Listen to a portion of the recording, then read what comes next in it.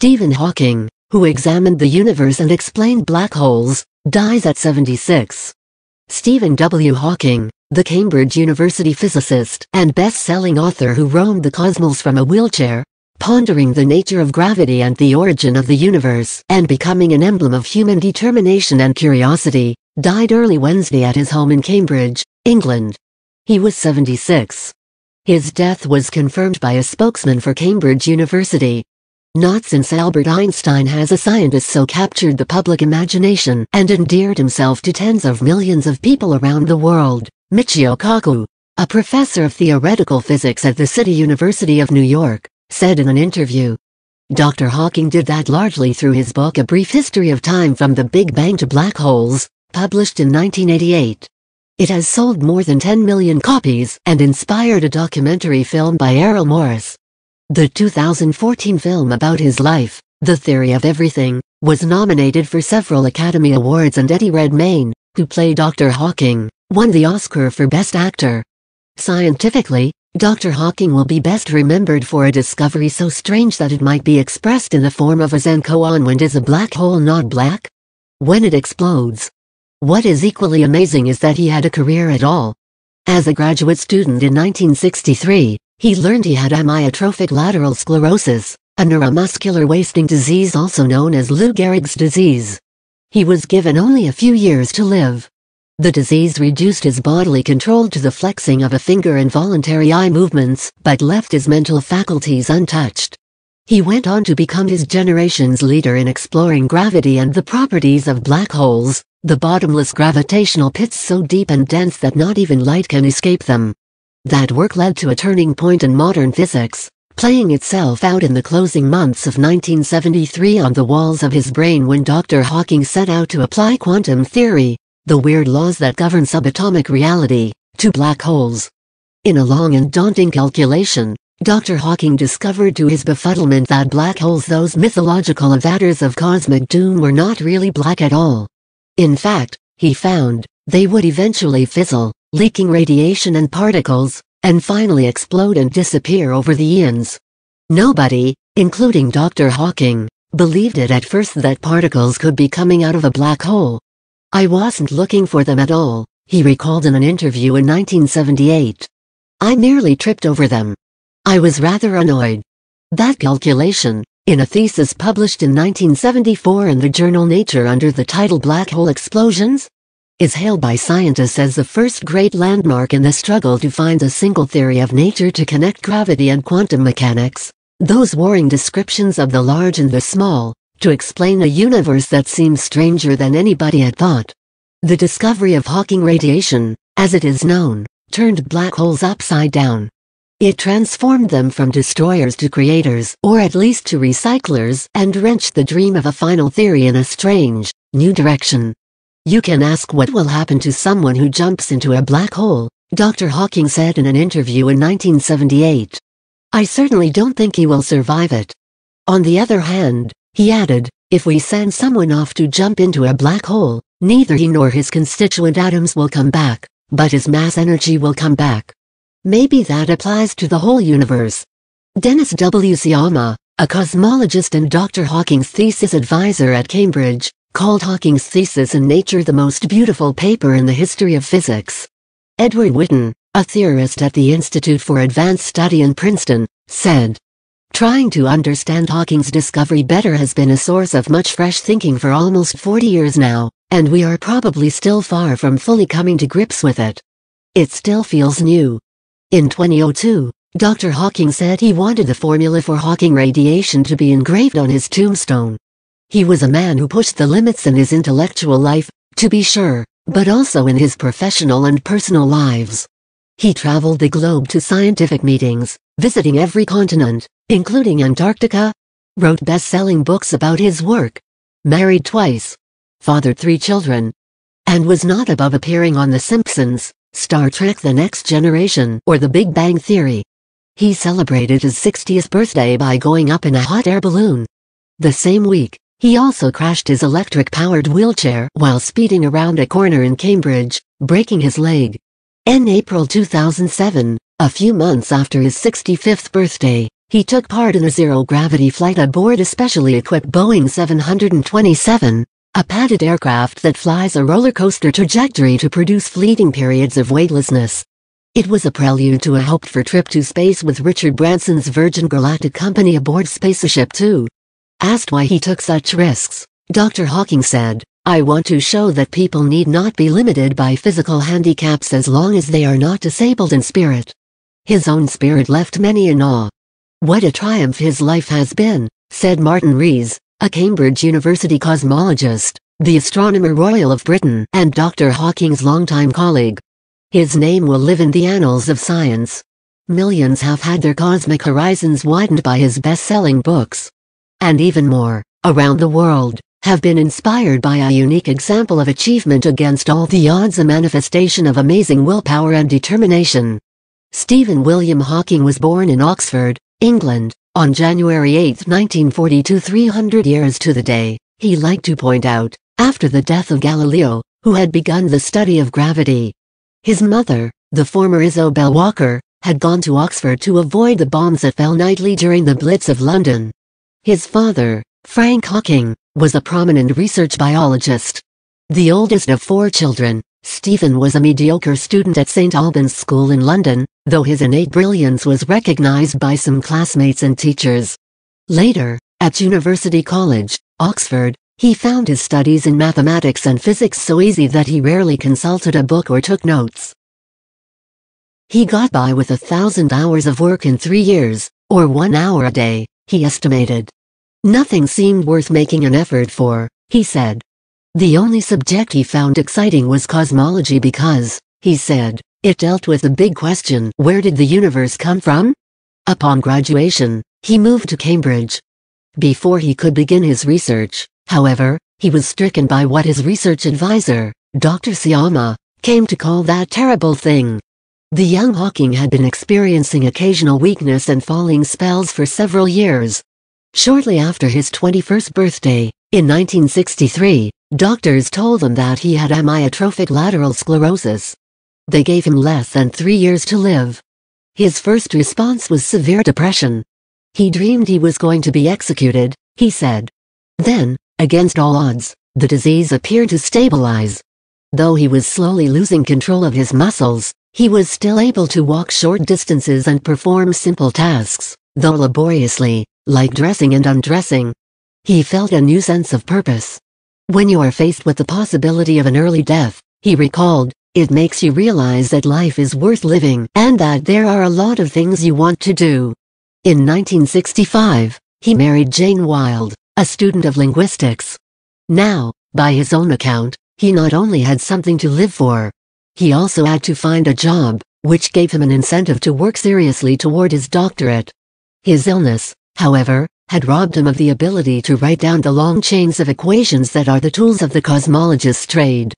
Characteristically, he turned this handicap into a strength, gathering his energies for daring leaps of thought, which, in his later years, he often left for others to codify in proper mathematical language. "People have the mistaken impression that mathematics is just equations," Dr. Hawking said. "In fact, equations are just the boring part of mathematics."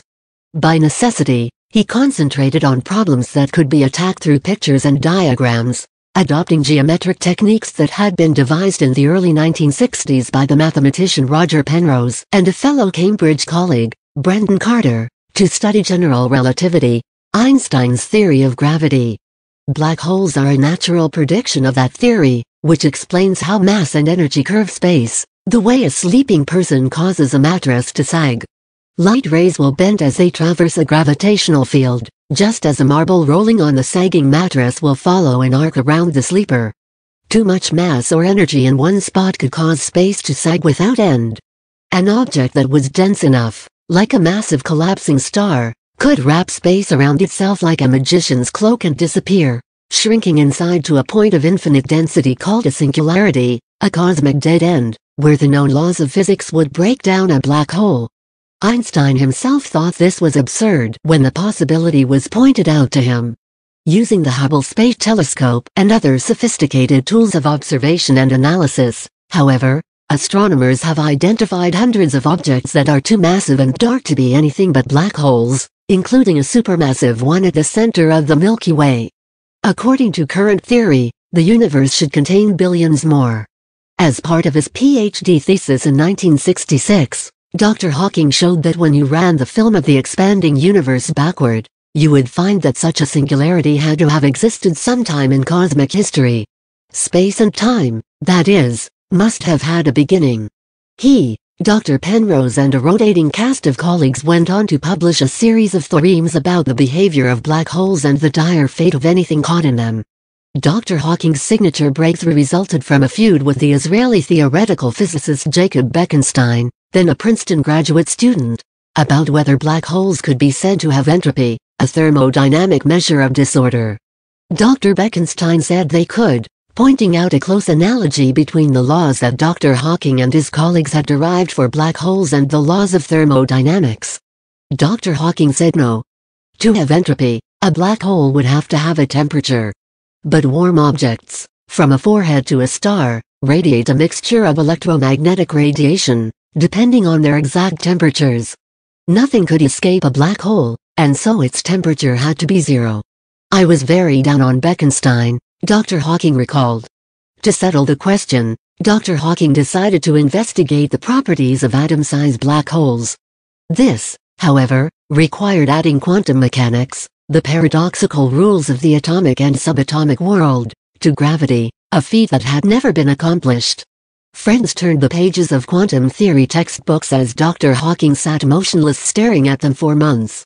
They wondered if he was finally in over his head. When he eventually succeeded in doing the calculation in his head, it indicated to his surprise that particles and radiation were spewing out of black holes. Dr. Hawking became convinced that his calculation was correct when he realized that the outgoing radiation would have a thermal spectrum characteristic of the heat radiated by any warm body, from a star to a fevered forehead. Dr. Bekenstein had been right. Dr. Hawking even figured out a way to explain how particles might escape a black hole. According to quantum principles, the space near a black hole would be teeming with virtual particles that would flash into existence in matched particle and antiparticle pairs like electrons and their evil twin opposites, positrons out of energy borrowed from the hole's intense gravitational field. They would then meet and annihilate each other in a flash of energy, repaying the debt for their brief existence. But if one of the pair fell into the black hole, the other one would be free to wander away and become real. It would appear to be coming from the black hole and taking energy away from it. But those, he cautioned, were just words. The truth was in the math. The most important thing about Hawking radiation is that it shows that the black hole is not cut off from the rest of the universe, Dr. Hawking said. It also meant that black holes had a temperature and had entropy. In thermodynamics, entropy is a measure of wasted heat. But it is also a measure of the amount of information, the number of bits needed to describe what is in a black hole. Curiously, the number of bits is proportional to the black hole's surface area, not its volume, meaning that the amount of information you could stuff into a black hole is limited by its area, not, as one might naively think, its volume. That result has become a litmus test for string theory and other pretenders to a theory of quantum gravity. It has also led to speculations that we live in a holographic universe, in which three-dimensional space is some kind of illusion. Andrew Strominger, a Harvard string theorist, said of the holographic theory, if it's really true, it's a deep and beautiful property of our universe, but not an obvious one. The discovery of black hole radiation also led to a 30-year controversy over the fate of things that had fallen into a black hole.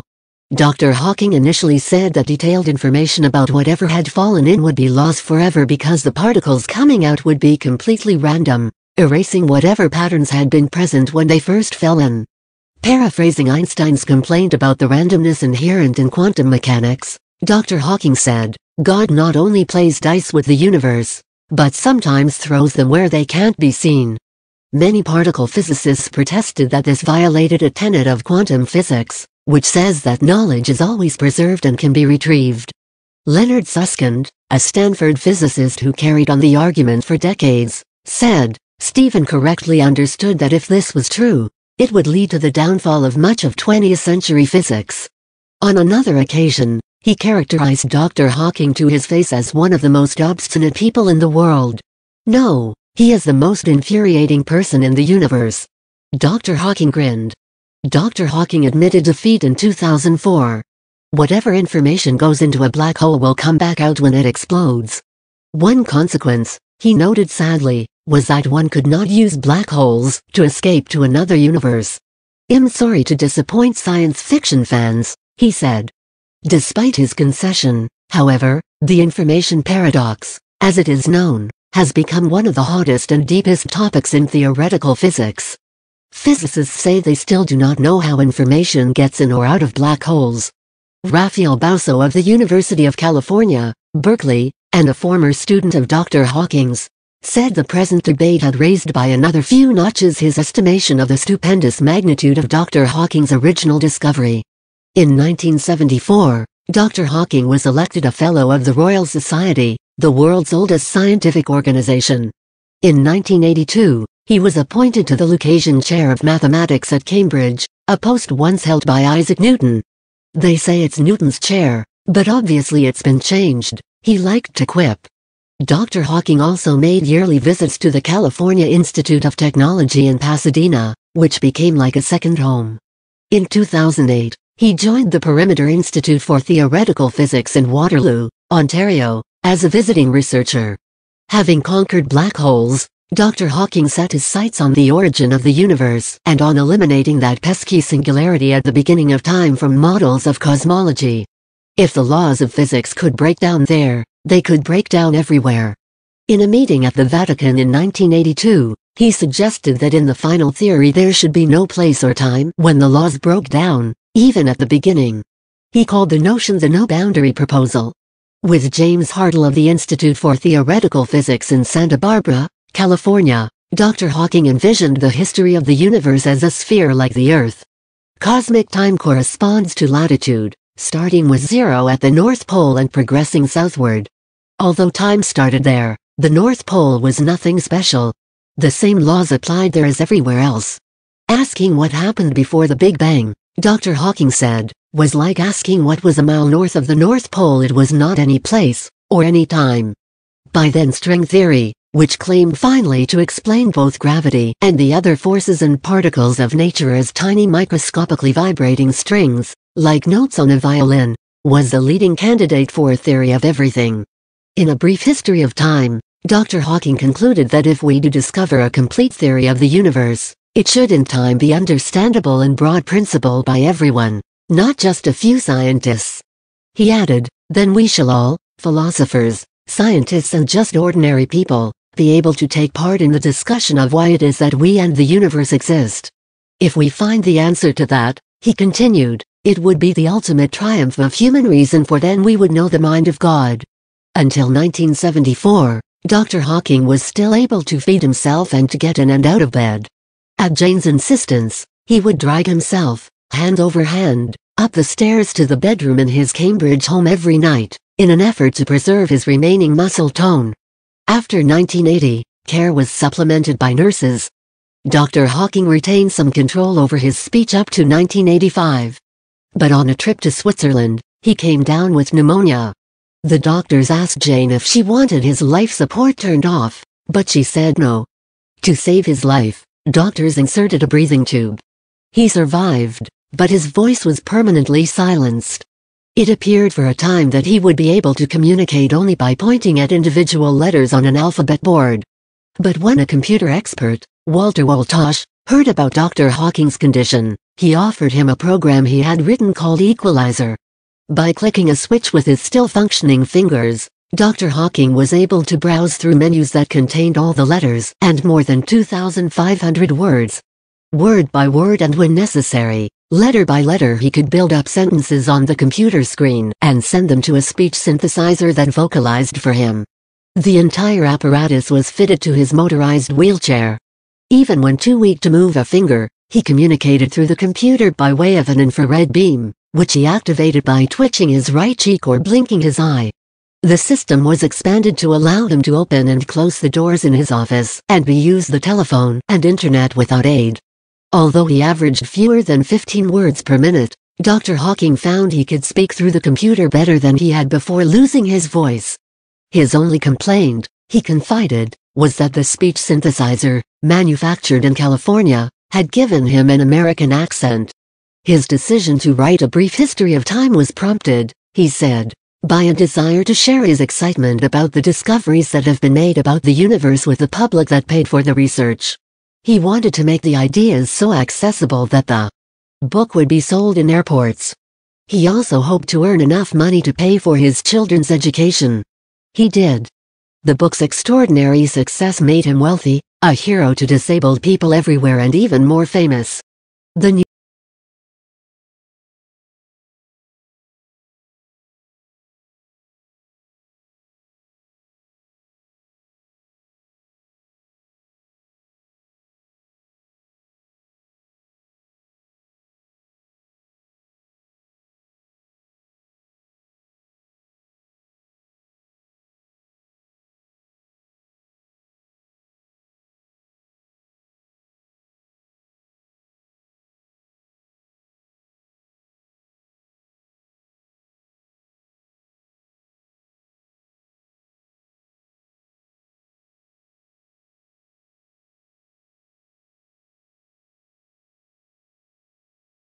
The news media followed his movements and activities over the years, from visiting the White House to meeting the Dallas Cowboys cheerleaders, and reported his opinions on everything from national healthcare. Socialized medicine in England had kept him alive to communicating with extraterrestrials. Maybe not a good idea, he said, as if he were a rolling Delphic oracle. Asked by New Scientist magazine what he thought about most, Dr. Hawking answered, women. They are a complete mystery. In 1990, Dr. Hawking and his wife separated after 25 years of marriage. Jane Hawking wrote about their years together in 2 books, Music to Move the Stars, A Life with Stephen Hawking, and Traveling to Infinity. My Life with Stephen. The latter became the basis of the 2014 movie The Theory of Everything. In 1995, he married Elaine Mason, a nurse who had cared for him since his bout of pneumonia. She had been married to David Mason, the engineer who had attached Dr. Hawking's speech synthesizer to his wheelchair.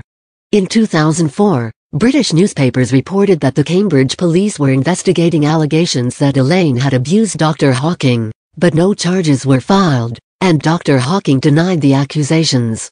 They agreed to divorce in 2006. A complete list of survivors was not immediately available, but on Wednesday morning, his children, Robert, Lucy and Tim, released the following statement. We are deeply saddened that our beloved father passed away today. He was a great scientist and an extraordinary man whose work and legacy will live on for many years. His courage and persistence with his brilliance and humor inspired people across the world. He once said, "It would not be much of a universe if it wasn't home to the people you love." We will miss him forever. Among his many honors, Dr. Hawking was named a Commander of the British Empire in 1982. In the summer of 2012, he had a star role in the opening of the Paralympics Games in London. The only thing lacking was the Nobel Prize, and his explanation for this was characteristically pithy. The Nobel is given only for theoretical work that has been confirmed by observation. It is very, very difficult to observe the things I have worked on. Dr. Hawking was a strong advocate of space exploration, saying it was essential to the long-term survival of the human race. Life on Earth is at the ever-increasing risk of being wiped out by a disaster, such as sudden global nuclear war, a genetically engineered virus or other dangers we have not yet thought of, he told an audience in Hong Kong in 2007. Nothing raised as much furor, however, as his increasingly scathing remarks about religion. One attraction of the no-boundary proposal for Dr. Hawking was that there was no need to appeal to anything outside the universe, like God, to explain how it began. In A Brief History of Time, he had referred to the mind of God, but in The Grand Design, a 2011 book he wrote with Leonard Mlodino, he was more bleak about religion. It is not necessary to invoke God to light the blue touch paper, he wrote, referring to the British term for a firecracker fuse, and set the universe going. He went further in an interview that year in The Guardian, saying, I regard the brain as a computer which will stop working when its components fail. There is no heaven or afterlife for broken down computers. That is a fairy story for people afraid of the dark. Having spent the best part of his life grappling with black holes and cosmic doom, Dr. Hawking had no fear of the dark. They're named black holes because they are related to human fears of being destroyed or gobbled up, he once told an interviewer. I don't have fears of being thrown into them. I understand them. I feel in a sense that I am their master. For the latest Technology CDLT news updates, follow Technology CDLT News on Twitter, Facebook, and subscribe to our YouTube channel.